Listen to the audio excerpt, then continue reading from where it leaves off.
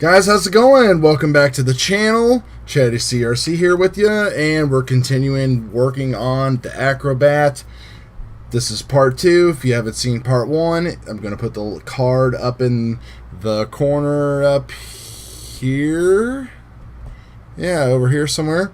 And a playlist for the entire build. So what I'm done here is I have gone and installed 3 of our motors and soldered those up to the STRIX ESC, and what we're using is, for now, the Brother Hobby 1407 4100 kV motors, which are a super duper coggy motor. I mean, you might even be able to hear that. These things are like super coggy. So yeah, they're pretty much gonna be, I think, the standard for right now until the Brat motors come out, which the Brat motors are gonna be basically the same size. The only difference is, instead of having our normal M5 nut on here, what we will have is more the T-style, like this right here, like on the babyhawk. And so what that'll do is really lighten the load on this thing and lighten up the motors big time, and then allow us to get more, you know, power, efficiency, and everything like that out of the same frame with the same sized motor. So all I've done is just your basic stuff. I got the 3D printed stuff coming from Brain 3D, so the motors will be soft mounted, and I just don't have them yet. I've just kind of ran the wires out here, how I'm going to lay everything out, chopped them off, tinned everything up, soldered it up, and if you want to take a look at that real quick, how that is looking.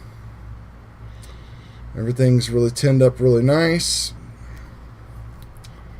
And I'm just going to go ahead and install the next motor, and we'll be right back. Alright, so what we have now is we have all 4 motors on and soldered up, and I did install an XT30 connector here on the back, and I have been working on the pinout for the 4-in-1 ESC and the Talon. So the STRIX ESC comes with a little manual here, and right up here is your pinout guide, and there's a couple wires that you will need to change on that side. And if I switch to the desktop here, I'll show you. On this side, this is what we have to get our NANO Talon hooked up to. So basically what I do is I remove a blue and a white wire, which basically goes from current and RX6, and get those out of the way, and then you're fine when it comes to the side that the NANO Talon goes on. So basically you'll just be left with that right there. So you'll be left with that right there with your voltages, and then a couple spaces, and then all of your motor wires. And then on the other end that plugs into the 4-in-1 ESC, what you have to do is move the ground wire from the outside pin just into one of the 2 slots that you actually removed. And you can kind of see that right there, how I've got the ground going into the 3rd one now instead of the one on the outside, like it is right there. So that's all ready to go. Pads are all tinned up and everything, and I've been working on just kind of figuring out where to go next. I've been found a wiring harness for my 5-volt Unify Pro HV, which is a little bit smaller than the normal Unify Pro, so it's going to fit back here. a lot better. It's not going to rub against the inside of the frame or nothing like that. So that makes me pretty happy. Want to try to minimize vibrations and any possible issues as much as we can. You know, fit a lot better inside there. We got plenty of frame on each side of it. And then probably I'll end up shrink wrapping that and then wrapping the SMA around like that, and that will stick up through the Brain 3D printed part, and then I'll be able to put an SMA style antenna on here instead of using dipole, even though I've had pretty good luck lately with dipoles. They seem to work pretty well.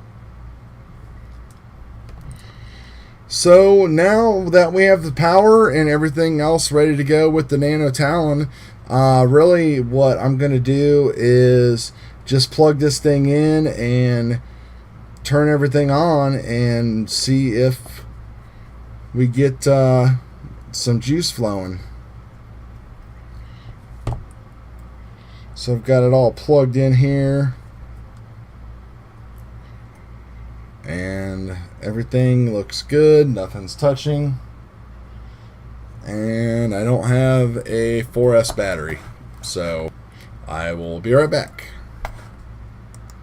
Alright, so things are progressing right along. You can probably see right off the bat that I have a regular camera, Caddx, wired up here, and that is because I am waiting on my replacement RUNCAM split mini to come back to me, but I'm still going to run with this and just get a feel for how this frame flies and everything with the current power setup and everything. I might go ahead and put a RUNCAM DVR in there just to kind of maybe balance the weight out a little bit or something, and to kind of get an even better reference of how things go, but whatever. I have RXR hooked up here, which is the pins on the underneath side. I showed you on the diagram on the computer. And then I have the Unify 5 volt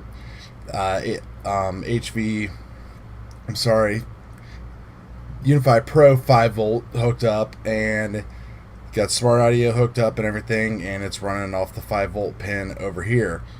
So really what I'm going to do now is just go ahead and assemble all this and kind of get everything stuck into place and dry fit how I want it. And we'll hook up to Betaflight, get everything kind of flashed up together, and see how everything is working, and get this thing fired up a little bit here. So not much more time, and we'll be able to test this thing here within another hour or so. Alright, so hate it when people do this, but I have went ahead and skipped ahead and got everything completed here.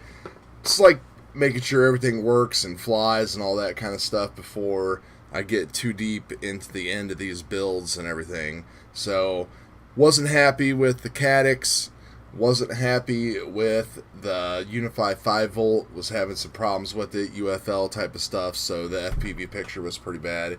So what I have done is I have went ahead and put a Unify HV Pro in here, and it does fit in the back here, barely squished together. It's kind of tight, but it's not going to affect like vibrations or nothing like that. I have changed to a RUNCAM Micro Sparrow in the front. Purple color and all that stuff looks pretty good, and I've tuned that to the recommended settings that some people have online, and it looks pretty good. I also went ahead and installed a RUNCAM DVR here for the meantime. That way I can at least get some kind of footage out of this while I wait for the split mini to come back. Let's see,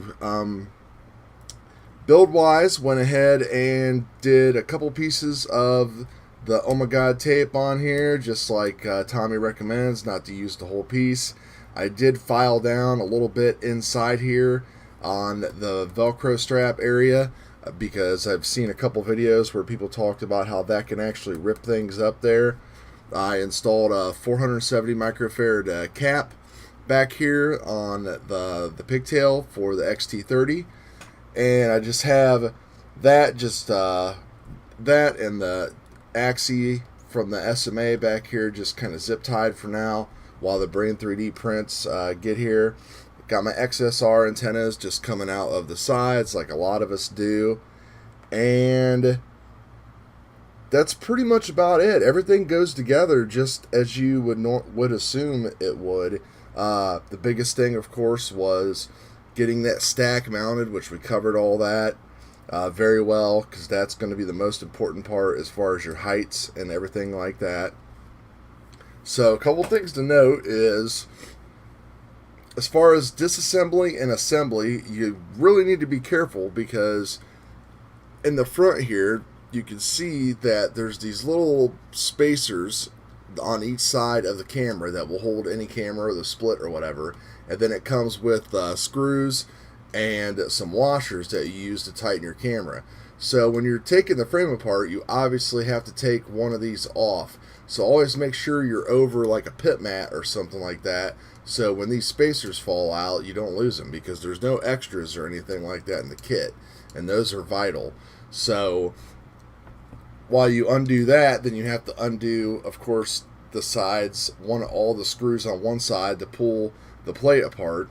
Then you're able to pull off the middle plate here, and then pull off this plate after you disconnect your camera, if you need to get that far into the actual build to do some work. So disassembly and all that kind of stuff is a little finicky because of that camera, but that's really like the only added type of thing that you have to worry about. As you see here, the all-up weight is 176 grams. So of course we're going to be adding on our battery and such like that, which is going to put us around 280 to 300 grams, I believe, because most of the batteries I think weigh like around anywhere from 90 to 120, 130 grams that I have. So, you know, we're going to be around that 250 to 300 mark. And as far as tuning and all that stuff goes, I just flashed it with Betaflight 3.4 and then followed some of the initial steps and everything, and of course went for a couple test flies, and everything is flying pretty good.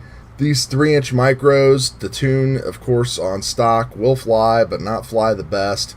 So I have been working on some stuff for that, and we'll go over that in a full setup video and tuning video once I find the right prop battery combination for what I think is pretty good as far as I go. Tommy recommends the 3x3s here. I do have some Gem Fan 3052s, and I have some 650 and 850 4S batteries by China Hobby Line and Tattoo.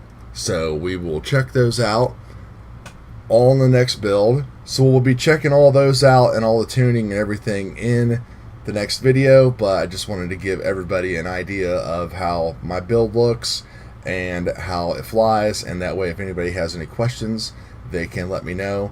But yeah, be very mindful of your hardware, because things do go in a certain spot and there's no extras in the bag for some things, so you want to be very, very, very careful. So that's going to do it for this video. We'll see you on the next one. We'll do some flight and talk about some Betaflight setup.